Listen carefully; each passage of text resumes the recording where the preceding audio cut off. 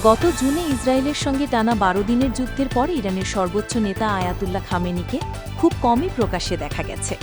এই অনুপস্থিতির কারণে খামেনির বর্তমান শারীরিক অবস্থা নিয়ে নানা জল্পনা-কল্পনার জন্ম দিয়েছে। কারণ খামেনির বয়স এখন ৮৬ বছর। এই বয়সেও ইরানের মতো নানা চ্যালেঞ্জের মুখোমুখি একটি দেশের নেতৃত্ব দিচ্ছেন তিনি। তাই খামেনির পর কে হবেন ইরানের পরবর্তী শাসক, এ নিয়ে আলোচনা চলছে বেশ আগে থেকেই। খামেনির উত্তরসূরির নাম জানতে মুখিয়ে রয়েছে গোটা বিশ্ব।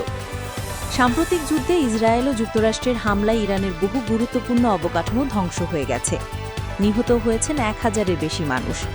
নিহতদের মধ্যে ছিলেন শীর্ষ সেনা কর্মকর্তা ও পরমাণু বিজ্ঞানীরা।